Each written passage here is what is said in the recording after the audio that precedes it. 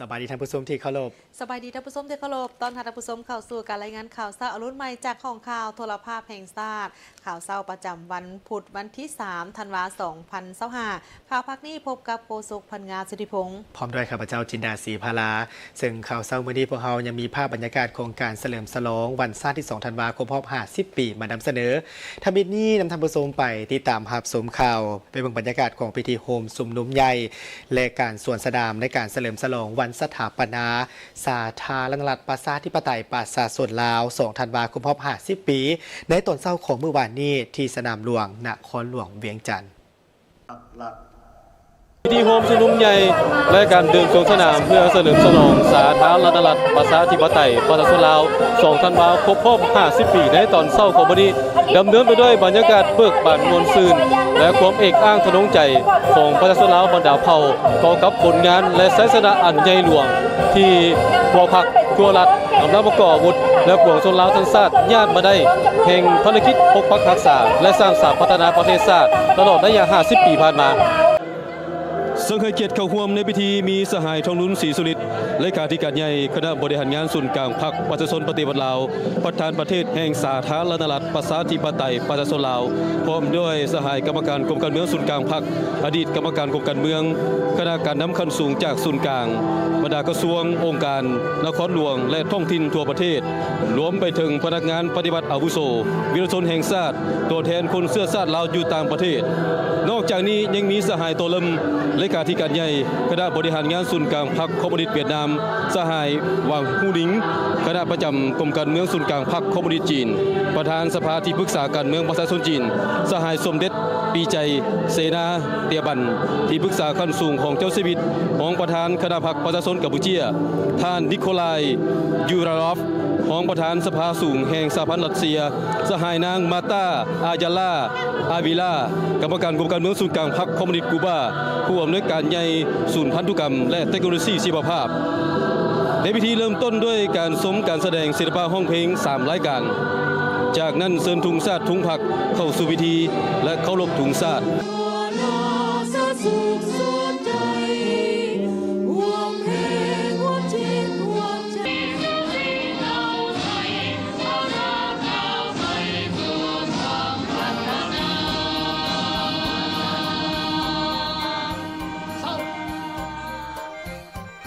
ต่อจากนั้นสหายขี้แก้วไข่คำพิทูลกรรมการกรมการเมืองศูนย์กลางพรรครองนายกรัฐมนตรีได้ขึ้นกล่าวจุดประสงค์ของงานและเสนอแขกเข้าร่วมหลังจากนั้นสหายทองนุ้นศรีสุริตเลขาธิการใหญ่คณะบริหารงานศูนย์กลางพรรคประชาชนปฏิวัติลาวประธานประเทศแห่งสาธารณรัฐประชาธิปไตยประชาชนลาวได้ขึ้นกล่าวสุนทรพจน์ต่อพิธีมื้อนี้คณะบริหารงานศูนย์กลางพรรครัฐบาลสภาแห่งชาติศูนย์กลางในลาวสารศาสตร์กำลังประกอบอาวุธได้ปวงชนลาวได้ร่วมเป็นจิตหนึ่งใจเดียวกันจัดตั้งพิธีโฮมชุมนุมใหญ่ขึ้นก่อนหน้านี้50 ปีสถานที่แห่งนี้ได้เป็นบ่อนเต้าโฮมกำลังอันมหึมาของนักปฏิวัติและประชาชนลาวผู้รักชาติเพื่อยึดอำนาจการปกครองอยู่นครหลวงเวียงจันทน์อันนำไปสู่กองประชุมใหญ่ผู้แทนประชาชนทั่วประเทศเพื่อประกาศลบล้างระบอบลาเมืองขืนและระบอบศักดินาขุนศึกอย่างสิ้นเชิงสถาปนาสาธารณรัฐประชาธิปไตยประชาชนลาวขืนอย่างสง่าผ่าเผยในวันที่2ธันวาคม1975จากเหตุการณ์ประวัติศาสตร์อันยิ่งใหญ่ครั้งนี้ได้เฮ็ดให้ศาสตรกรรมของชาติและสังคมของประเทศเฮาเปลี่ยนแปลงอย่างลึกซึ้งและได้ไขสังกัดใหม่แห่งการก่อสร้างปิตุภูมิลาวที่แสนฮักและห่วงแหนของพวกเฮาให้ก้าวเดินไปอย่างว่องไวและเข้มแข็งตามเส้นทางเอกราชเป็นเจ้าตนเองเอกภาพและวัฒนถาวรหับประกันให้ประชาชนลาวบรรดาเผ่าได้ดำรงชีวิตอยู่อย่างอิ่มหนำสำราญมีอิสรภาพและมีความผาสุกตลอดกาลนานเมื่อหวนคืนวันแห่งไสยสนะอันยิ่งใหญ่ แห่งการสร้างตั้งระบบใหม่ที่ดังก้องกังวานไปทั่วทุกแห่งหนในโลกพวกเฮามีความอาลัยอาวรณ์และหูบุญคุณอันใหญ่หลวงต่อวีรกรรมมันล้ำเลิศและนึกถึงผลงานและความเสียสละอันยิ่งใหญ่ของประธานไกรสอนพรหมวิหารประธานสุภานุวงศ์และบรรดาผู้นำนักรบปฏิวัติวิลาชนสมาชิกพรรคพนักงานตลอดหอดประชาชนลาวบรรดาเผ่าที่ได้อุทิศให้แก่ภารกิจต่อสู้กุศลอย่างพิละอาหารบ่ย่านกลัวต่อความยุ่งยากลำบากใดๆจนสามารถได้เอกราชแห่งชาติปลดปล่อยประเทศชาติได้อย่างสมบูรณ์ด้วย3 บาทข้อนยุทธศาสตร์แบบบัวบ่ซ้ำน้ำบ่ขุนแต่สามารถจับปลาได้ตลอดระยะ50 ปีแห่งการปกปักรักษาและพัฒนาประเทศชาติพวกเฮาได้ยืนยันอย่างนักแน่นถึงธาตุแท้มูลเสื่อปฏิวัติที่เป็นบทเรียนให้แก่กันสืบต่อนำพาประเทศชาติก้าวขึ้นนั่นแม่นยึดมั่นอุดมการณ์สังคมนิยมเสริมขยายมหาสามัคคีที่ปวงชนลาวทั้งชาติเพื่อบูรณะระบอบประชาธิปไตยประชาชนให้เข้มแข็งสร้างรัฐที่มาจากประชาชนโดยประชาชนเพื่อประชาชนอำนาจรัฐทั้งหมดเป็นของประชาชนลาวอย่างแท้จริงและเฮ็ดทุกสิ่งทุกอย่างเพื่อความสมบูรณ์พูนสุขของประชาชนซึ่งเป็นอุดมการณ์อันเดียวซึ่งเสมอต้นเสมอปลายของพรรคเฮาและแม่นความมุ่งมั่นปรารถนาอันแห่งกล้าของประชาชนลาวบรรดาเผ่าที่พวกเฮาและคนหุ่นผู้สืบทอดต้องสืบต่อยึดมั่นเพื่อนำภารกิจปฏิวัตินำพาประเทศเฮาก้าวขึ้นสังคมนิยมอย่างนักแน่น หลังจากนั้นได้ก้าวเข้าสู่การเดินขบวนสวนสนามขบวนที่1แมนขบวนทุ่งชาติทุ่งผักกาชาติและกา50 ปีวันชาติสาธารณรัฐประชาธิปไตยประชาชนลาวผู้ประธานไกรสอนพรหมวิหารขบวนรถพนักงานปฏิวัติอาวุโสขบวนที่2แมนขบวนทุ่งไซกองทัพประชาชนลาวก้อนนายทหารบกนายทหารอากาศก้อนกำลังไฟเพศยิง369ก้อนทหารหาบทหารตีพิเศษทหารสืบข่าวทหารสายแดนทหารอากาศเพศยิงทหารรถตั้งยานเกาะทหารปืนใหญ่หน้าดินทหารป้องกันอากาศทหารสร้างแสงทหารสื่อสารกำลังแพทย์เพศยิงกำลังกองหลอนกำลังป้องกันตัวนักเรียนน้องน้อยกองทัพก้อนทุ่งไซตำรวจประชาชนก้อนนายตำรวจก้อนจราจรยิงป้องกันศูนย์กลางและป้องกันเคลื่อนที่จากนั้นก็ได้ชมการแสดงฝูงบินเฮลิคอปเตอร์มิ17จำนวน4 ลำประกอบด้วยทุ่งชาติทุ่งผักทุ่ง50 ปีและแผนคำขวัญน้ำใจวันชาติ2 ธันวามั่นยืนขบวนที่3ประกอบมีเยาวชน2 ธันวาศูนย์กลางสาวหนุ่มประชาชนปฏิวัติลาวศูนย์กลางสหพันธ์แม่หญิงลาวศูนย์กลางกรรมบาลลาวศูนย์กลางแนวลาวสังชาติองค์การตรวจสอบกฎกาแห่งรัฐ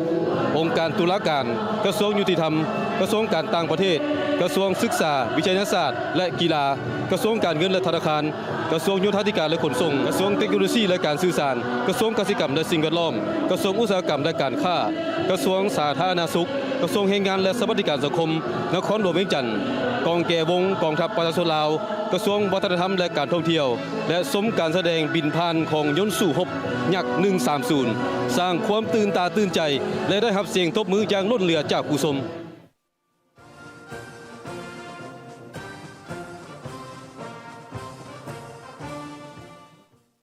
เลขาธิการใหญ่คณะบริหารงานศูนย์กลางพรรคประชาชนปฏิวัติลาวได้จัดงานเลี้ยงต้อนรับเลขาธิการใหญ่คณะบริหารงานศูนย์กลางพรรคคอมมิวนิสต์เวียดนามอย่างสมเกียรติในโอกาสที่เดินทางมาเยี่ยมยามทางรัฐกิจอยู่สาธารณรัฐประชาธิปไตยประชาชนลาวและเข้าร่วมพิธีเฉลิมฉลองวันสถาปนาสาธารณรัฐประชาธิปไตยประชาชนลาวครบรอบ50 ปี ในตอนค่ำของวันที่1 ธันวาคม 2025 สหายทองลุ้นศรีสุริตเลขาธิการใหญ่คณะบริหารงานศูนย์กลางพรรคปฏิปฏิบัติลาวประธานประเทศพร้อมด้วยภรรยาได้จัดงานเลี้ยงต้อนรับสหายตัวเริ่มเลขาธิการใหญ่คณะบริหารงานศูนย์กลางพรรคคอมมิวนิสต์เวียดนามพร้อมด้วยภรรยาและคณะอย่างสมเกียรติในโอกาสนี้สหายทองลุ้นศรีสุริตก็ได้กล่าวแสดงความต้อนรับอย่างอบอุ่นและแสดงความขอบใจที่สหายเลขาธิการใหญ่คณะบริหารงานศูนย์กลางพรรคคอมมิวนิสต์เวียดนามได้นำพาคณะมาเยี่ยมยามสาธารณรัฐประชาธิปไตยปฏิรูปลาวและเข้าร่วมพิธีเฉลิมฉลองวันสถาปนาสาธารณรัฐประชาธิปไตยปฏิรูปลาวครบรอบ50 ปีซึ่งเป็นขีดหมายที่สำคัญในการเสริมขยายสายผูกพันมิตรภาพอันยิ่งใหญ่ความสามัคคีพิเศษและการร่วมมือรอบด้านระหว่าง2 ภาค 2 รัฐและปฏิรูป2 ชาติลาวเวียดนามให้นับมือนับแน่นแฟ้นและแตกดอกออกผลยิ่งขึ้นพร้อมเดียวกันนี้สหายตัวเริ่มก็ได้กล่าวแสดงความขอบใจต่อกับการต้อนรับด้วยไมตรีจิตมิตรภาพอันพิเศษและแสดงความสมเสยอย่างสุดใจเนื่องในโอกาสวันสถาปนาสาธารณรัฐประชาธิปไตยปฏิรูปลาวครบรอบ50 ปีพรรครัฐบาลและปฏิรูปเวียดนามมีความปิติยินดีและมีความเบิกบานมวลซื่นต่อกับผลสำเร็จอันสง่าราศีที่พรรครัฐและปฏิรูปลาวญาติมาได้เพื่อเป็นการเสริมขยายสายผูกพันพิเศษที่เป็นมูลเสื้อพรรครัฐและปฏิรูปเวียดนามจะเฮ็ดสุดความสามารถของตนเพื่อเพิ่มพูนคุณสร้างสายผูกพันมิตรภาพระหว่างเวียดนามลาวให้นับมือนับเขียวสดงดงามและมั่นคงขนงแกนตลอดไปในโอกาสเดียวกันนี้ท่านนายกรัฐมนตรีแห่งสาธารณรัฐประชาธิปไตยประชาชนลาวได้พบปะกับท่านเลขาธิการใหญ่คณะบริหารงานศูนย์กลางพรรคคอมมิวนิสต์เวียดนามวันที่1 ธันวาคม 2025 ที่สำนักงานนายกรัฐมนตรีสหายสอนไซศรีพันดอนนายกรัฐมนตรีแห่งสาธารณรัฐประชาธิปไตยปฏิรูปลาวได้ต้อนรับได้พบปะกับสหายตัวเริ่มเลขาธิการใหญ่คณะบริหารงานศูนย์กลางพรรคคอมมิวนิสต์เวียดนามในโอกาสที่เดินทางมาเยี่ยมยามรัฐกิจอยู่สาธารณรัฐประชาธิปไตยปฏิรูปลาวเข้าร่วมพิธีเฉลิมฉลองวันสถาปนาสาธารณรัฐประชาธิปไตยปฏิรูปลาวครบรอบ50 ปี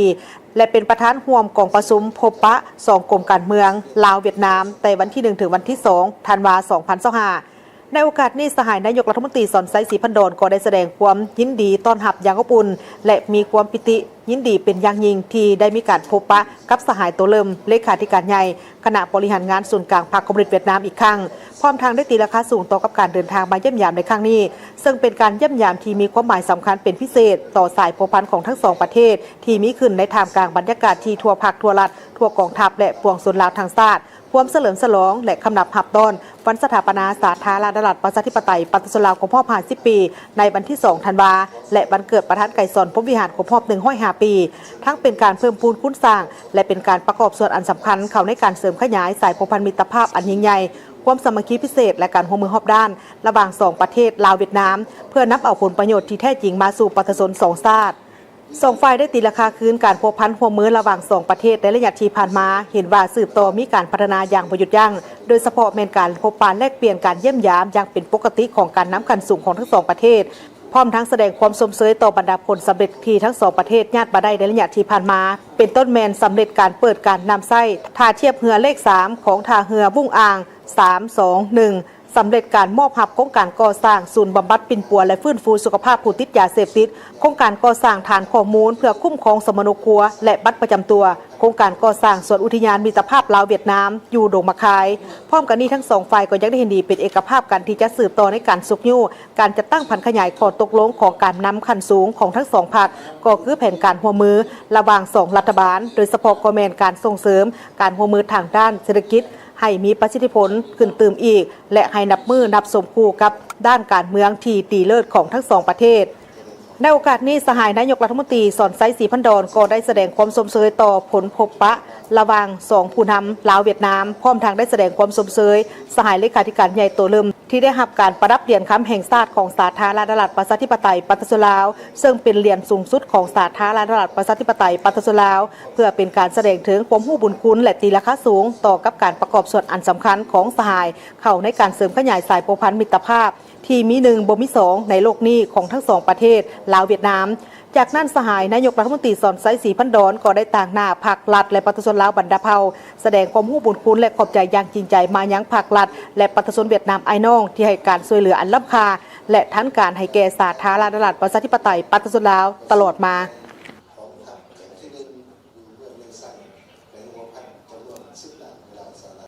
และในวัดเดียวกันอยู่ที่สภาแห่งชาติสหายไซสมพรพวิหารกรรมการกรมการเมืองศูนย์กลางภาคประธานสภาแห่งชาติลาวได้ต้อนรับคณะของการพบปะของสหายตัวเริ่มเลขาธิการใหญ่คณะบริหารงานศูนย์กลางพรรคคอมมิวนิสต์เวียดนามและคณะผู้แทนขั้นสูงพรรครัฐเวียดนามในโอกาสที่เดินทางมาเยี่ยมยามรัฐกิจอยู่สาธารณรัฐประชาธิปไตยปาตจลาวในระหว่างวันที่1ถึงวันที่3ธันวาคม2025นี้ในโอกาสนี้สหายไซสมพรพวิหารได้แสดงความยินดีต้อนรับมายังสหายตัวเริ่มที่ได้นำพาคณะผู้แทนขั้นสูงพรรครัฐแห่งสาธารณรัฐสังคมเวียดนามเยี่ยมยามรัฐกิจสาธารณรัฐประชาธิปไตยปาตจลาวในครั้งนี้ตามความเชื่อเชิญของสหายเลขาธิการใหญ่ประธานประเทศทองลุ้นศรีสุริตพร้อมทั้งเข้าร่วมพิธีเฉลิมฉลองวันชาติแห่งสาธารณรัฐประชาธิปไตยปาตจลาวครบรอบ50 ปีและการพบปะกลุ่มการเมืองประจำปีระหว่างกลุ่มการเมืองศูนย์กลางพรรคของ2พรรคสหายไซสมพรพวิหารตีราคาสูงต่อกับการเยี่ยมยามสาธารณรัฐประชาธิปไตยปาตจลาวในครั้งนี้ของสหายตัวเริ่มและคณะที่ได้นำเอาไม้ตีจิตมิตรภาพอันดูดดื่มความสามัคคีหักแพงอันสนิทสนมฐานสหายไอ้น้องมาสู่สาธารณรัฐประชาธิปไตยปาตจลาวทั้งเป็นการให้กำลังใจอย่างแห่งกล้าให้แก่ปาตจลาวในโอกาสของการเฉลิมฉลองวันชาติสาธารณรัฐประชาธิปไตยปาตจลาวในปีนี้สหายไซสมพรพวิหารได้แสดงความสมเสยและตีราคาสูงต่อกับผลสำเร็จของการพบปะ2ฝ่ายระหว่าง2เลขาธิการใหญ่ลาวและเวียดนามซึ่ง2ฝ่ายได้มีการแลกเปลี่ยนในหลายปัญหาที่สำคัญและเต็มไปด้วยบรรยากาศไมตรีจิตมิตรภาพอันดูดดื่มฐานสหายไอ้น้องในครอบครัวเดียวกันบนพื้นฐานสายผูกพันมิตรภาพอันยิ่งใหญ่ความสามัคคีพิเศษและการร่วมมือรอบด้านระหว่าง2ภาค2รัฐและประชาชน2ชาติลาวเวียดนามสหายไซสมพรพวิหารยังได้แสดงความสมเสยและตีราคาสูงต่อสหายตัวเริ่มที่ได้รับการประดับเหรียญคำแห่งชาติซึ่งเป็นเหรียญสูงสุดของสาธารณรัฐประชาธิปไตยปาตจลาวเพื่อเป็นการแสดงถึงความรู้บุญคุณอย่างสูงต่อกับการประกอบส่วนอันใหญ่หลวงและสำคัญเข้าในการเสริมขยายสายผูกพันพิเศษที่มี1บ่มี2ในโลกนี้ระหว่างสาธารณรัฐประชาธิปไตยปาตจลาวและสาธารณรัฐสังคมเวียดนามในโอกาสพบปะกันในครั้งนี้สหายไซสมพรพวิหารก็ได้แสดงความเศร้าสลดใจและความเห็นใจอย่างสุดซึ้งมายังประชาชนเวียดนามไอ้น้องที่ได้รับผลกระทบจากภัยธรรมชาติและมีความเชื่อมั่นว่า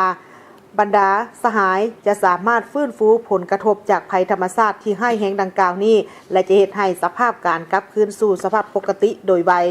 ในเวลาพบปะสหายตัวเริ่มได้แสดงความขอบใจอย่างจริงใจต่อกับการต้อนรับอนุบุญไมตรีจิตมิตรภาพฐานสหายไอ้น้องจากสหายไซสมพรพวิหารร่วมกันตีราคาผลของการร่วมมือรอบด้านระหว่าง2ฝ่ายยังได้แสดงความสมเสยต่อบรรดาผลสำเร็จของสาธารณรัฐประชาธิปไตยปาตจลาวเว้ารวมเว้าเฉพาะของสภาแห่งชาติสุดที่9ตีราคาสูงการพัวพันร่วมมือระหว่าง2ประเทศก็คือระหว่าง2สภาแห่งชาติเวียดนามลาวที่ญาติมาได้ตลอดระยะที่ผ่านมาซึ่งได้ประกอบส่วนอันสำคัญเข้าในการเสริมขยายสายผูกพันและการร่วมมือ2ฝ่ายให้นับมือนับเจริญงอกงามและขยายตัวยิ่งขึ้นภายหลังที่สำเร็จการพบปะสหายไซสมพรพวิหารและสหายตัวเริ่มพร้อมด้วยภาคส่วนที่เกี่ยวข้องของทั้ง2ฝ่ายก็ได้เข้าร่วมพิธีเปิดปึ้ม50 ปีแห่งการพัวพันระหว่างสภาแห่งชาติลาวและสภาแห่งชาติเวียดนามการร่วมมือรอบด้านและการพัฒนาซึ่งเป็นผลงานแห่งการร่วมมือของทั้ง2องค์การนิติบัญญัติพร้อมกันนี้สหายประธานสภาแห่งชาติไซสมพรพวิหารก็ได้ฝากคำยื้อยามถามข่าวอันอบอุ่นไปยังบรรดาสหายการนำภาครัฐสาธารณรัฐสังคมเวียดนามโดยเฉพาะกอแมนถึงสหายประธานสภาแห่งชาติเจินแทงเมิน ในโอกาสโครงการเฉลิมฉลองวันสถาปนาสาธารณรัฐประชาธิปไตยปาตจลาวครบรอบ50 ปี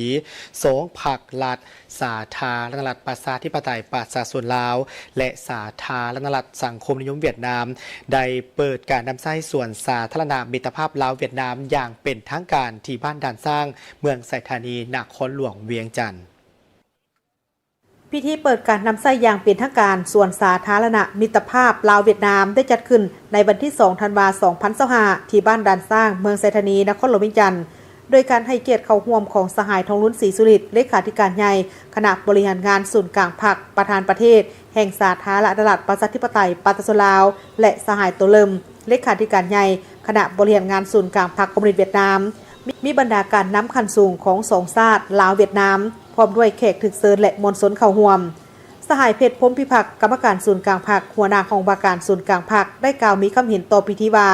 โดยปฏิบัติตามการตกลงของ2พรรค2รัฐบาลและกรมการเมืองของทั้ง2ประเทศลาวเวียดนามก็คือผันขยายเนื้อในจิตใจของข้อตกลงว่าด้วยการร่วมมือประจำปี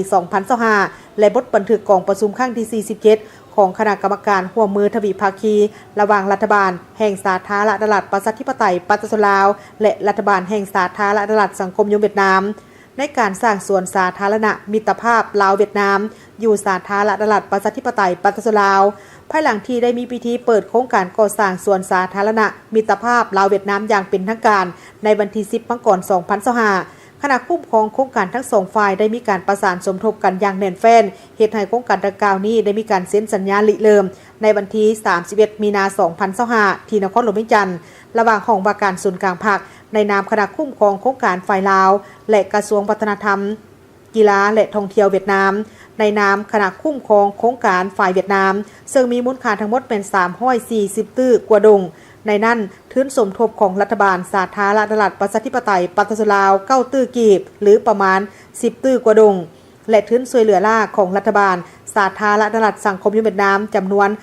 330ตื้อดงมาฮอดปัจจุบันโครงการดังกล่าวนี้เมนได้ดำเนินไปด้วยจิตใจซี่น้ำของกรมการเมืองศูนย์กลางภาคและคณะซี่น้ำทั้งสองฝ่ายซึ่งได้มีความคืบหน้าและมีผลสำเร็จดีหลายด้านโดยเฉพาะบรรดาหน้าเวียกต่างๆแม่นสำเร็จ99ส่วนห้อยในโอกาสที่สหายทองลุ้นศรีสุริตและสหายตัวเลิมก็ได้ให้เกียรติขึ้นตัดแถบผ้าเปิดป้ายสวนสาธารณะมิตรภาพลาวเวียดนามและร่วมกันปลูกต้นไม้เพื่อเป็นสัญลักษณ์สายพันธมิตรภาพและการร่วมมือรอบด้านระหว่าง2ภาค2รัฐก็คือประชาชน2ชาติลาวเวียดนามไอ้น้องอยู่สวนสาธารณะดังกล่าวโครงการสวนสาธารณะมิตรภาพลาวเวียดนามเป็นโครงการหนึ่งที่มีความหมายสำคัญทางด้านประวัติศาสตร์การเมืองอย่างลึกซึ้งระหว่าง2ภาค2รัฐและประชาชน2ชาติลาวเวียดนามซึ่งบ่เพียงแต่เป็นสัญลักษณ์แห่งการพัวพันมิตรภาพอันยิ่งใหญ่ความสามัคคีพิเศษและการร่วมมือรอบด้านระหว่าง2ชาติเท่านั้นแต่ส่วนสาธารณะมิตรภาพลาวเวียดนามที่สวยสดงดงามแห่งนี้จะกลายเป็นบ่อนท่องเที่ยวทางด้านประวัติศาสตร์วัฒนธรรมที่สำคัญและเป็นสถานที่จัดกิจกรรมต่างๆเป็นบ่อนพักผ่อนออกกำลังกายบ่อนลิ้นของเด็กน้อยเยาวชนคนหุ่นนมและเป็นบ่อนศึกษาหำเฮียนของคนหุ่นสืบทอดให้ได้มาทัศนศึกษาค้นคว้าเกี่ยวกับความสามัคคีพิเศษและการร่วมมือรอบด้านระหว่าง2ชาติลาวเวียดนาม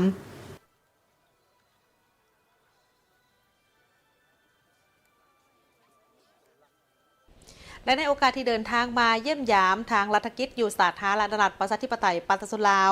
สหายเลขาธิการใหญ่คณะบริหารงานศูนย์กลางพรรคคอมมิวนิสต์เวียดนามก็ได้เข้าพบปะกับอดีตเลขาธิการใหญ่พรรคประชาชนปฏิบัติลาวเนื่องในโอกาสที่เดินทางมาเยี่ยมยามทางรัฐกิจอยู่ลาววันที่ 2 ธันวาคม 2025 ที่สภาแห่งชาติสหายคิวมารีเซยโซนอดีตเลขาธิการใหญ่พรรคประชาชนปฏิบัติลาวได้ต้อนรับการเข้าเยี่ยมพบปะของสหายตัวเลิมเลขาธิการใหญ่คณะบริหารงานศูนย์กลางพรรคคอมมิวนิสต์เวียดนามพร้อมด้วยคณะ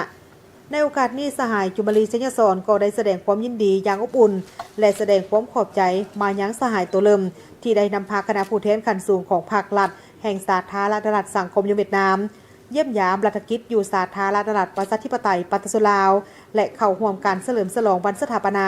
สาธารณรัฐประชาธิปไตยปาตสลาวครบรอบ50 ปีและตีราคาสูงต่อการมาเยี่ยมยามสาธารณรัฐประชาธิปไตยปาตสลาวในครั้งนี้ที่ได้นำเอาไม้ตีคิดมิตรภาพอันดูดดื่มและความสามัคคีหักแพงสนิทสนมฐานสหายไอ้น้องมาสู่สาธารณรัฐประชาธิปไตยปาตสลาวทั้งเป็นการให้กำลังใจแห่งกล้าให้แก่ปาตสลาวในโอกาสของการเฉลิมฉลองวันชาติสาธารณรัฐประชาธิปไตยปาตสลาวในปีนี้เวลาต่อมาสหายบุญยังบรจิตอดีตเลขาธิการใหญ่พรรคประชาชนปฏิบัติลาวก็ได้ต้อนรับการเข้าเยี่ยมพบปะของสหายตัวเลิมเลขาธิการใหญ่คณะบริหารงานศูนย์กลางพรรคคอมมิวนิสต์เวียดนามและคณะเช่นเดียวกันโอกาสนี้สหายบุญยังบรจิตก็ได้แสดงความต้อนรับอย่างอบอุ่นเต็มไปด้วยบรรยากาศแห่งไม้ตีคิดมิตรภาพอันดูดดื่มฐานสหายไอ้น้องในครอบครัวเดียวกันบนพื้นฐานสายพันธมิตรภาพอันยิ่งใหญ่ซึ่งการเยี่ยมยามลาวในครั้งนี้มีความหมายสำคัญเป็นพิเศษต่อสายพันธุ์ของทั้งสองประเทศที่มีขึ้นในท่ามกลางบรรยากาศที่ทั่วภาคทั่วรัฐทั่วกองทัพและปวงชนลาวทั้งชาติความเฉลิมฉลองและคำนับหับต้นวันสถาปนาสาธารณรัฐประชาธิปไตยปาตสลาวครบรอบ50 ปีวันที่ 2 ธันวาและวันเกิดประธานไก่สอนพรหมวิหารครบรอบ105 ปี ทั้งเป็นการเพิ่มพูนคูณสร้างและประกอบส่วนอันสำคัญเข้าในการเสริมขยายสายพันธมิตรภาพอันยิ่งใหญ่ความสามัคคีพิเศษและการร่วมมือรอบด้านระหว่างสองประเทศลาวเวียดนามเพื่อนับเอาผลประโยชน์ที่แท้จริงมาสู่ประชาชนสองชาติสหายตัวเริ่มได้แสดงความขอบใจอย่างจริงใจต่อการต้อนรับอนุอุ่นด้วยไมตรีจิตมิตรภาพและแสดงความสมเสยต่อบรรดาผลสำเร็จของการนำพาของพรรคประชาชนปฏิวัติลาวที่ราคาสูงการพัวพันหัวมือระหว่าง2พรรค2รัฐและประชาชน2ชาติเวียดนามลาวที่ญาติมาได้ตลอดระยะที่ผ่านมาซึ่งได้ประกอบส่วนอันสำคัญเข้าในการเสริมขยายสายพัวพันและการหัวมือ2ประเทศให้นับมือนับเจริญงอกงามและขยายตัวยิ่งขึ้นเลขาธิการใหญ่ประธานประเทศแห่งสาธารณรัฐประชาธิปไตยประชาชนลาวได้ต้อนรับการเข้าเยี่ยมคำนับของคณะผู้แทนขั้นสูงพรรครัฐสาธารณรัฐประชาชนจีนในวันที่1 ธันวาคม 2025ที่ห้องว่าการศูนย์กลางภาคสหายทองลุ้นศรีสุริตเลขาธิการใหญ่ประธานประเทศแห่งสาธารณรัฐประชาธิปไตยประชาชนลาวได้ต้อนรับการเข้าเยี่ยมคำนับของสหายหวังหู้หนิงคณะประจำกรรมการประจำกลุ่มการเมืองศูนย์กลางภาคประธานสภาที่ปรึกษาการเมืองทั่วประเทศจีนในโอกาสนำพาคณะผู้แทนขั้นสูงภาครัฐแห่งสาธารณรัฐประชาชนจีนเดินทางมาเคลื่อนไหวเยี่ยมยามสันทวไมตรีอย่างเป็นทางการอยู่สาธารณรัฐประชาธิปไตยประชาชนลาวในวันที่1 ถึงวันที่ 3 ธันวาคม 2025ในโอกาสนี้สหายทองลุ้นศรีสุริตได้ติดราคาสูงต่อการเดินทางเคลื่อนไหวเยี่ยมยามสันทวไมตรีอย่างเป็นทางการและเข้าร่วมพิธีเฉลิมฉลองวันสถาปนาสาธารณรัฐประชาธิปไตยประชาชนลาวครบรอบ50 ปีของสหายหวังหู้หนิงในครั้งนี้ซึ่งเป็นการเยี่ยมยามที่มีความหมายความสำคัญและเป็นการประกอบส่วนอันสำคัญเขาได้การสืบต่อเสริมขยายสายพันธมิตรภาพอันเป็นมูลเสื้อการร่วมมือแบบคู่ร่วมยุทธศาสตร์รอบด้านบั่นคงยาวนานตามทิศซีดีก็คือการสร้างคู่ร่วมชะตากรรมลาวจีนจีนลาวให้ก้าวเข้าสู่ล่วงเลิกด้วยมาตรฐานสูงคุณภาพสูงและระดับสูงกว่าเก่าพร้อมนี้สหายทองลุ้นศรีสุริตได้แสดงความสมเสยต่อการพบปะระหว่างสหายหวังหู้หนิงกับสหายนายกรัฐมนตรี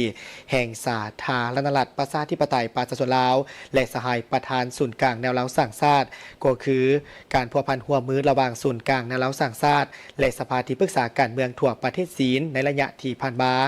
ได้ติดราคาสูงต่อการนำใช้เส้นทางรถไฟลาวจีนที่เป็นโครงการที่มีความหมายยุทธศาสตร์ของสองประเทศลาวจีนสหายทองลุ้นศรีสุริตยังได้แสดงความขอบใจ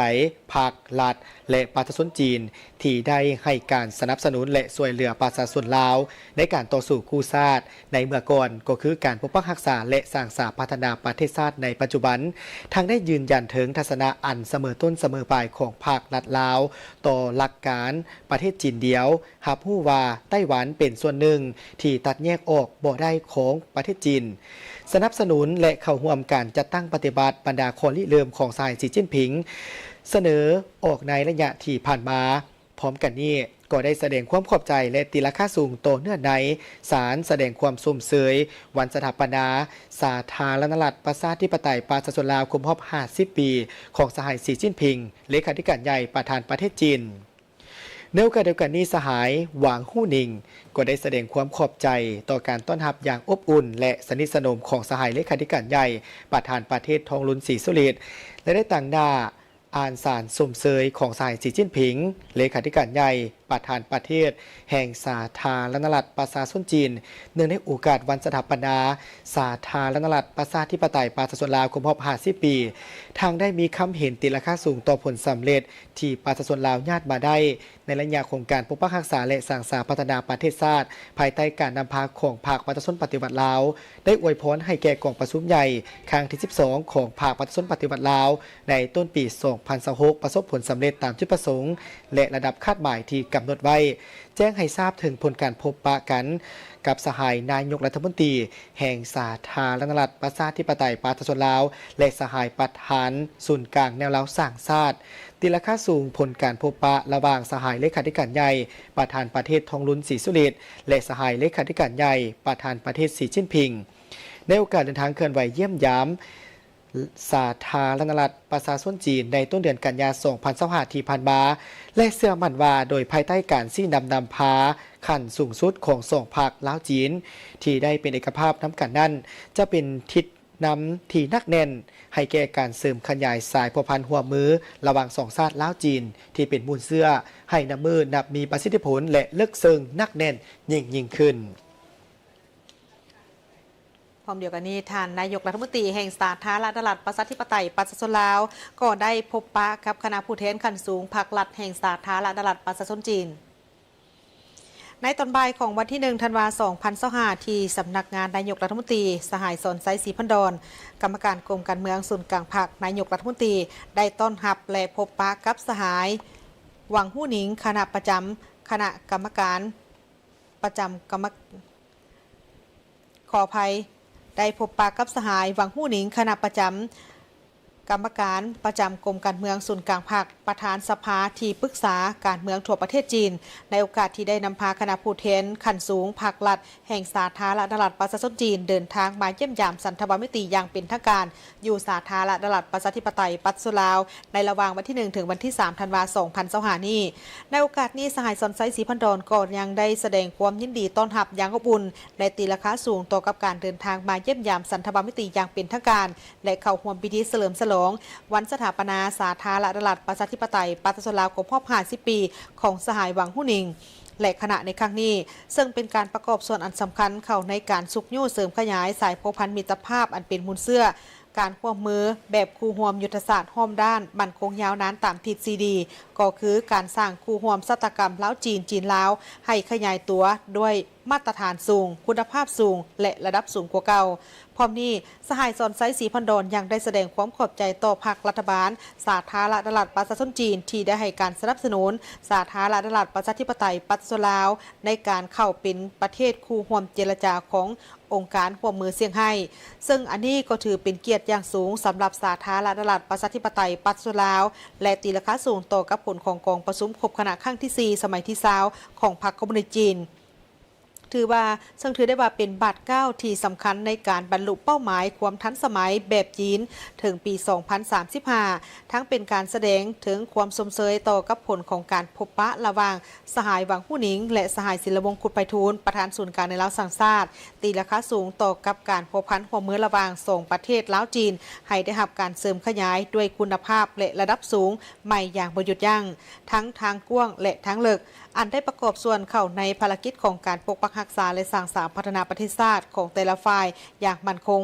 สาธารณรัฐประชาธิปไตยปัตตานีลาวถือสำคัญและตีราคาสูงต่อกับการพัวพันระหว่างสาธารณรัฐประชาธิปไตยปัตตานีลาวและสาธารณรัฐประชาชนจีนในการจัดตั้งปฏิบัติบรรดาโครงการร่วมมือของทั้งสองรัฐบาลก็คือการลงทุนและดำเนินธุรกิจอยู่สาธารณรัฐประชาธิปไตยปัตตานีลาวของวิสาหกิจนักลงทุนของจีนได้ประกอบส่วนอันสำคัญเข้าในการพัฒนาเศรษฐกิจสังคมของสาธารณรัฐประชาธิปไตยปัตตานีลาวสหายสนไซศรีพันดอนยังได้ยืนยันคืนว่าสาธารณรัฐประชาธิปไตยปัตตานีลาวเวลาใดก็ได้ยึดมั่นหลักการจีนเดียวรับรู้ว่าไต้หวันเป็นส่วนหนึ่งที่ตัดแยกออกบ่ได้ของสาธารณรัฐประชาชนจีนสาธารณรัฐประชาธิปไตยปัตตานีลาวยินดีให้การสนับสนุนสหายจีนในการรักษาผลประโยชน์ที่เป็นแกนกลางของตนบ่ว่าจะอยู่ในเวทีภาคพื้นและสากลโดยเฉพาะก็แม่นปัญหาซินเจียงเขตปกครองพิเศษฮ่องกงปัญหาไต้หวันนอกจากนั้นสาธารณรัฐประชาธิปไตยปัตตานีลาวยังให้ความสำคัญสนับสนุนและตั้งหน้าเข้าร่วมการจัดตั้งปฏิบัติบรรดาข้อริเริ่มของสหายจีนและสาธารณรัฐประชาธิปไตยปัตตานีลาวจะสืบต่อให้การสนับสนุนและเข้าร่วมกองประชุมสากลงานวางแสดงต่างๆที่จัดขึ้นโดยสาธารณรัฐประชาชนจีนอย่างตั้งหน้าในโอกาสเดียวกันนี้สหายหวังหู้หนิงก็ได้แสดงความขอบใจต่อกับการต้อนรับอนุบุญของสหายสนไซศรีพันดอนพร้อมด้วยคณะพร้อมทั้งได้เป็นเอกภาพต่อกับการตีราคาการพัวพันหัวมือระหว่าง2ประเทศจีนลาวและยังได้แสดงความสมเสยต่อกับผลสำเร็จที่ปัตตานีลาวญาติมาได้ในการปกปักรักษาและสร้างสรรค์พัฒนาประเทศชาติภายใต้การนำพาของพรรคปัตตานีปฏิวัติลาวตลอดระยะที่ผ่านมาและแสดงความสมเสยวันสถาปนาสาธารณรัฐประชาธิปไตยปัตตานีลาวครบรอบ50 ปีพร้อมกันนี้ก็ยังได้แจ้งให้ทราบเกี่ยวกับผลของการพบปะกับสหายประธานศูนย์กลางในลาวสังชาติซึ่งส่งฝ่ายได้ร่วมกันปรึกษาหารือในหลายโครงเขตการพัวพันหัวมือและก็เชื่อมั่นว่าการพัวพันหัวมือระหว่างจีนลาวจะสืบต่อได้รับการเสริมขยายให้นับมือนับมีประสิทธิผลเลิกเซิงและนักแน่นยิ่งขึ้นพร้อมกันนี้ก็ยังได้แสดงความยินดีและสนับสนุนการเปิดกองประชุมใหญ่ครั้งที่12ของพรรคปัตตานีปฏิวัติลาว ในอนาคตอันใกล้ๆนี้และก็ยินดีร่วมกับสหายลาวเฉลิมฉลองสายพัวพันธ์ทางการทูตระหว่างสาธารณรัฐประชาชนจีนและสาธารณรัฐประชาธิปไตยประชาชนลาวครบรอบ65 ปีในปี 2026 ที่จะมาถึงนี้ท่านผู้ชมที่เคารพเปิดอย่างเป็นทางการแล้วสำหรับโครงการควบคุมและต้านการระบาดของพยาธิสัตว์ใหญ่อยู่ในสาธารณรัฐประชาธิปไตยประชาชนลาวซึ่งเป็นโครงการหนึ่งที่มีความหมายความสำคัญในการประกอบส่วนพัฒนาเวียกงานสัตวแพทย์โดยเฉพาะก็แม่นการกันและการควบคุมการระบาดของพยาธิสัตว์รับประกันให้แก่การผลิตเป็นสินค้าส่งออกที่ได้มาตรฐานของประเทศลาวพิธีเปิดโครงการดังกล่าวได้จัดขึ้นในวันที่28 พฤศจิกายน 2025 ที่ผ่านมาอยู่บ้านดวงคำสร้างเมืองหาดทรายฟองนครหลวงจันทร์โดยการเข้าร่วมของทานลินคำดวงสวรรค์รัฐมนตรีกระทรวงเกษตรกรรมและสิ่งแวดล้อมทานเพชรพรหมพิพักษ์หัวหน้าห้องว่าการศูนย์กลางภาคพลตรีวันทองกองมณีเจ้าแขวงอัตตปือและบรรดาห้องรัฐมนตรีและภาคส่วนเกี่ยวข้องเข้าร่วมทานพันธวงศ์วงสัมพันธ์ห้องหัวหน้ากรมเลี้ยงสัตว์และการประมงกระทรวงเกษตรกรรมและสิ่งแวดล้อมได้กล่าวว่าโดยอินไซต์ทิศทางและแผนการคะแนนการเลี้ยงสัตว์และการประมง5 ปีต่อหน้า 2026-2030 แม่นสุมใส่ผันขยายทิศทางของภาคของรัฐที่ได้เน้นหนักเกี่ยวกับแนวทางนโยบายสร้างให้มีฐานการผลิตและการบริการที่หนักแน่นเข้มแข็งรับประกันการผลิตและสนองสิ้นไข่ปลาให้เพียงพอผลิตเป็นสินค้าที่มีท่าแห้งตามที่สะอาดปลอดภัยยืนยงบนพื้นฐานหันเป็นอุตสาหกรรมและทันสมัยประกอบส่วนเข้าในการพัฒนาชนบทและการสร้างเศรษฐกิจแห่งชาติให้เข้มแข็งเพื่อให้บรรลุคาดหมายของคะแนนการที่วางไว้คือสู่ส่วนการผลิตซีนไข่และปลาฮอดปี 2030 เฮ็ดให้อัตราการบริโภคเฉลี่ยของพลเมืองลาวบรรลุ 85 กิโลต่อคนต่อปีส่งออกสัตว์น้ำผลิตภัณฑ์สัตว์และสัตว์น้ำให้ได้$200 ล้านต่อปีในนั้นผลิตภัณฑ์ปรุงแต่งความเอา60 ส่วนห้อยบ่เฉพาะสัตว์ใหญ่รับประกันงัวออกให้ได้ 50,000 ตัวต่อปีสู่ส่วนให้สำเร็จการเจรจาและส่งออกสิ้นงัวสุกสิ้นงัวแช่แข็งน้ำผึ้งไปยังสาธารณรัฐประชาชนจีนและงัวลาดหมูและไก่ไปยังสาธารณรัฐสังคมนิยมเวียดนามซึ่งจุดประสงค์และเป้าหมายของโครงการเพื่อสร้างระบบการซักยากันพยาธิในสัตว์ให้มีความเข้มแข็งรับประกันได้มีงัวควายสนองให้โรงงานฆ่าสัตว์ทันสมัยปรุงแต่งผลิตภัณฑ์ที่ได้มาตรฐานสนองให้ตลาดภายในและส่งออกมีศูนย์บริการซักยาป้องกันพยาธิสัตว์ประจำภาคเหนือภาคกลางและภาคใต้และสร้างความเข้มแข็งให้แก่พนักงานและสัตวแพทย์ของประเทศเฮาและเป็นโครงการควบคุมด้านการระบาดของพยาธิสัตว์ใหญ่อยู่สาธารณรัฐประชาธิปไตยประชาชนลาวซึ่งเป็นโครงการสำคัญบริมสิทธิ์มีความสอดคล้องกับแผนพัฒนาของแขนงการเลี้ยงสัตว์สร้างให้ผลิตภัณฑ์สัตว์มีคุณภาพปลอดภัยและเป็นสินค้าส่งออกที่ได้มาตรฐานของคู่ค่าโครงการดังกล่าวจะถูกจัดตั้งเป็นรูปธรรมเพื่อประกอบส่วนเข้าในแผนพัฒนาเศรษฐกิจแห่งชาติก็คือพัฒนาแขนงการเลี้ยงสัตว์และการประมงให้ได้ตามคาดหมายและทั้งเป็นการยกระดับการร่วมมือระหว่าง2ภาคและ2รัฐระหว่างรัฐบาลแห่งสาธารณรัฐประชาธิปไตยประชาชนลาวและรัฐบาลแห่งสาธารณรัฐประชาชนจีนให้สูงยิ่งขึ้นไปและตอนท้ายยังได้เซ็นบทบันทึกร่วมกันจำนวน6ฉบับระหว่างกรมเลี้ยงสัตว์และประมงกระทรวงเกษตรกรรมและสิ่งแวดล้อมและบริษัทรัฐรวมศูนย์ผลิตภัณฑ์สินค้าเกษตรกรรมและขนส่งสากลจำกัดซึ่งเนื้อในจะประกอบเป็นพื้นฐานสร้างตั้งเป็นศูนย์รวมบริการใหญ่ประจำภาคเหนือภาคกลางและภาคใต้โดยประกอบมีพนักงานวิชาการวิชาเฉพาะรถที่มีการติดตั้งเครื่องเย็นเพื่อรับบริการนำส่งยาวัคซีนยาปัวสัตว์และอุปกรณ์อื่นๆเพื่อส่งไปถึงบรรดาแขวงและเมืองในขอบเขตทั่วประเทศเพื่อห้องห้ามให้แก่การคุ้มครองการจัดตั้งปฏิบัติโครงการนี้ที่มีสายตั้งแต่ศูนย์กลางฮอดท้องถิ่นให้มีส่วนร่วมโดยเฉพาะแนใส่ให้บรรดาฟาร์มของบุคคลหรือนิติบุคคลตลอดถึงผู้ที่มีสัตว์เลี้ยงลดผ่อนต้นทุนของการซักวัคซีนหรือยาปิ่นปัวพยาธิสัตว์และสัตว์แต่ละตัวจะมีจดบันทึกเข้าสู่ระบบฐานข้อมูลดิจิตอลเป็นฐานข้อมูลด้านเศรษฐกิจการค้าและการบริโภคซึ่งผู้ประกอบการหรือบุคคลมีความสะดวกสบายในการเข้าฐานข้อมูลของสัตว์แต่ละตัวจากผลผลิตสัตว์เลี้ยงสิ้นสัตว์แช่แข็งมีความปลอดภัยปลอดพยาธิได้ตามมาตรฐานของประเทศคู่ค้าและสาธารณรัฐประชาชนลาวในการส่งออกขอเสียงตบมือดังๆอีกหนึ่งมาต่อด้วยข่าวการเปิดตัวรถรุ่นใหม่สำหรับบริษัท Greatwall Motor หรือ GMW ซึ่งได้มีการเปิดตัวรถรุ่นใหม่ก็คือ Haval H9 อย่างเป็นทางการอยู่ในงานเวียงจันทร์นานาชาติออโตโชว์ เข้าร่วมในพิธีมีทานนางสมประสงค์พระสินศักดิ์สิทธิ์ผู้จัดการฝ่ายขายและการตลาดทานราเจนภาจาภาติผู้จัดการการบริการและอะไรพนักงานบริษัทและสื่อมวลชนเข้าร่วมทานนางสมประสงค์พระสินศักดิ์สิทธิ์ได้กล่าวว่า GWM มีวิสัยทัศน์ที่จะเป็นยี่ห้อรถยนต์ระดับโลกเพื่อสร้างอนาคตด้วยสโลแกน Touch with more love World with more right ยุทธศาสตร์ของบริษัทคือการมุ่งมั่นขยายตัวแทนจำหน่ายทั่วโลกโดยผ่านการขยายระบบนิเวศและการเข้าใจผู้ใช้งานให้ลึกซึ้งพร้อมสุ่มใส่การเป็นผู้นำในรถพลังงานใหม่และเทคโนโลยีที่ฉลาด GWM มีศูนย์ค้นคว้าวิจัยและพัฒนา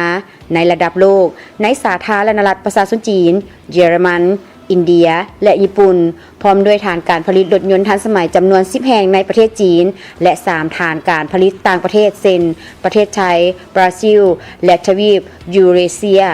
นอกจากนี้ยังมีโรงงานประกอบเคดีหลายแห่งในหลายประเทศปัจจุบัน GWM มีตัวแทนจำหน่ายหลายกว่า170ประเทศทั่วโลก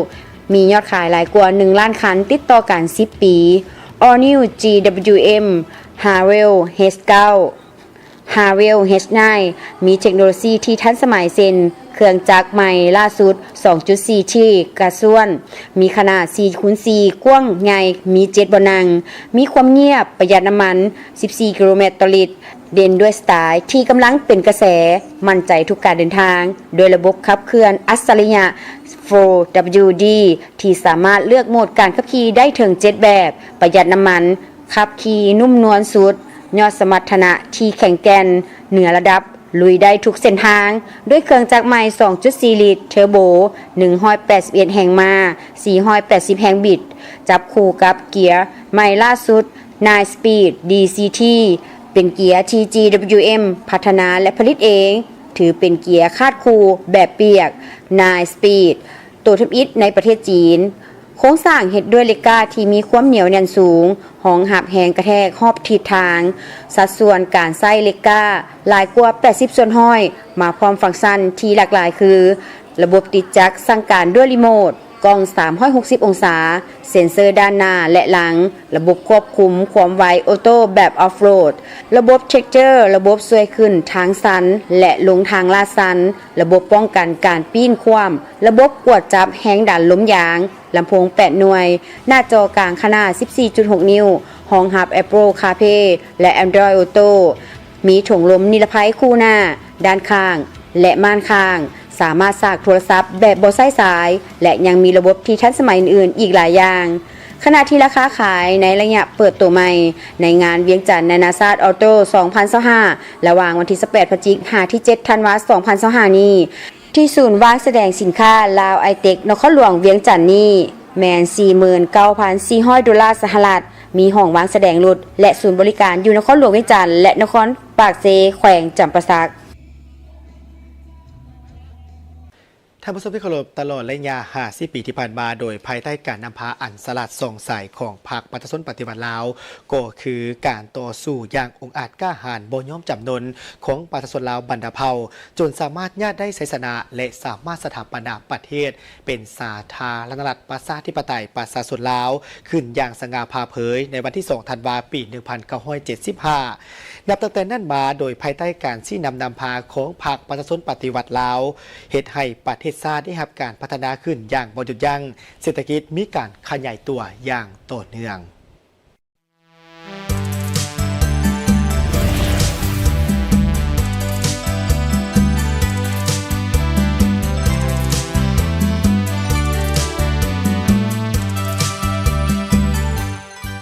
ท่านคำไพสมสนะประธานกลุ่มบริษัทคำไพสนะได้ให้สัมภาษณ์ต่อทีมข่าวโทรภาพแห่งชาติในโอกาสการเฉลิมฉลองวันชาติที่ 2 ธันวาคม 50 ปี โดยท่านได้ย่องย่อสรรเสริญต่อการนำพาซี่น้ำอันสลัดส่องใสของพรรคประชาชนปฏิวัติลาวตลอดระยะ 50 ปีผ่านมาโดยได้นำพาประชาชนลาวบรรดาเผ่าลุกฮือขึ้นต่อสู้อย่างละอิดละเอี้ยวยืดเยื้อยาวนานเสียเลือดเสียเนื้อเพื่อประเทศชาติต้านจักรพรรดิปูฮานจนสามารถญาติได้ชัยชนะปลดปล่อยประเทศชาติได้อย่างสมบูรณ์นับเอาพื้นแผ่นดินอันครบถ้วนมาให้แก่ประชาชนลาวบรรดาเผ่าก็คือสถาปนาสาธารณรัฐประชาธิปไตยประชาชนลาวในวันที่ 2 ธันวาคม 2575 จนมาฮอดปัจจุบัน พร้อมทางได้นำพาซี่นำประเทศชาติเดินตามเส้นทางสังคมนิยมและปฏิบัติ2หน้าที่ยุทธศาสตร์คือปกปักรักษาและสร้างสรรค์พัฒนาประเทศชาติเฮ็ดให้ประเทศชาติได้รับการพัฒนาและเจริญรุ่งเรืองเป็นก้าวๆมาพร้อมเดียวกันนี้ตลอดระยะที่ผ่านมาพรรคและรัฐบาลยังได้สุขยู่ส่งเสริมอำนวยความสะดวกและนโยบายด้านต่างๆให้บรรดาหัวหน่วยธุรกิจบริษัทห้างห้านต่างๆให้ดำเนินธุรกิจของตนอย่างลงเรียนซึ่งเป็นการประกอบส่วนพัฒนาประเทศชาติก็คือพัฒนาเศรษฐกิจสังคมของสาธารณรัฐประชาธิปไตยปฏิรูปลาวให้มีการขยายตัวอย่างต่อเนื่องย้อนเนี่ยความดุข้าพเจ้าความมั่นข้าพเจ้าความกระตือรือร้นข้าพเจ้าใช้เวลาเป็นประโยชน์เฮ็ดเวียกหลายเท่าใดเฮาก็ได้หลายเฮ็ดเวียกน้อยก็ได้น้อยอยากเว้าชั้นในเมื่อฮู้แนวนั้นแล้วอยากเอาเวลานี่ให้ลูกให้หลานให้สังคมให้พ่อแม่ประชาชนอยู่ห่างไกลซอกลีดที่เฮามีดินอุดมสมบูรณ์อยู่ใส่ก็เป็นดินพักดินรัดหมดทั่วประเทศเฮาบ่ต้องปะทิ่มเฮาต้องพันขยายเนาะเป็นต้นข้าพเจ้าไปแข่งใส่สมบูรณ์ก็เป็นพรรครัฐระดมไปท้ายปี 2017ที่ 2025ก็ได้8ปีอยู่นี้เนาะข้าพเจ้าก็เอาทฤษฎีความสลาดช่องใส่ของพรรคของรัฐไปขยายยุคแข่งที่ห้างไก่ซอกลีกแข่งที่มีปัญหาในเมื่อก่อนเนาะก็ได้เอาไก่เอาหมูน้อยเอางัวเอาควายไปให้ส่วนชาติส่วนเผ่ายุคแขกใส่สมบูรณ์ก็เป็นปริพันธ์ขยายแนวคิดทฤษฎีของพรรคของรัฐก็ได้ผลอีหลีคือพวกทานเห็นสังคมเห็นแล้วฉะนั้นข้าพเจ้าก็ได้บทเรียนแล้วบัดนี้8ปีที่เอางัวเอาสัตว์ไปให้แขกใส่สมบูรณ์เห็นทางลบเห็นทางบวกก็บวกนี่หลายก่อนลบนี่น้อยแล้วเฮาสิเฮ็ดได้ลบเอาไปสิ่งที่ลบบ่เอามาพันขยายเอาสิ่งที่บวกเฮ็ดได้ขยายไปทั่วแข่งใส่สมบูรณ์หรือทั่วประเทศ18แขวง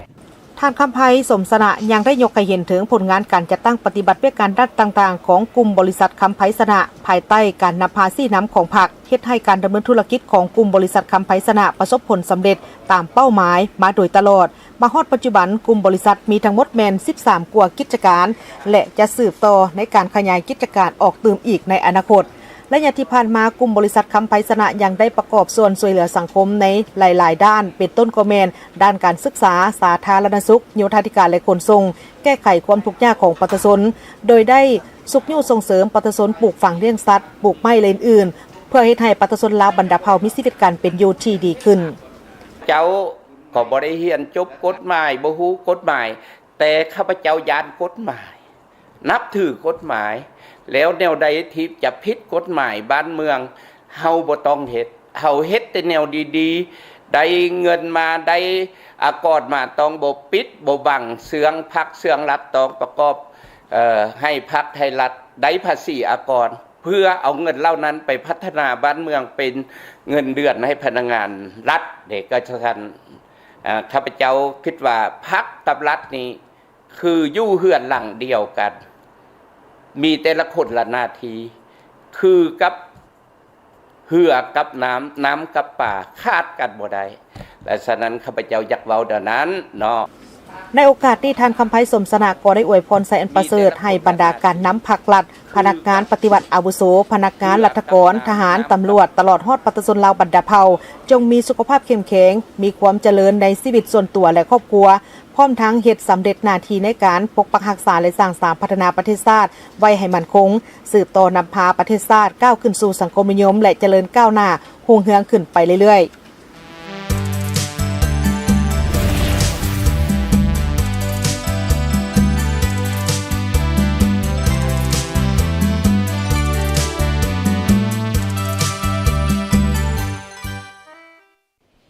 ท่านผู้ชมที่เคารพจากนี้ไปนะเราจะพักก่อนและหลังจากนั้นกลับมารับชมการรายงานข่าวต่างประเทศพร้อมด้วยข่าวกีฬา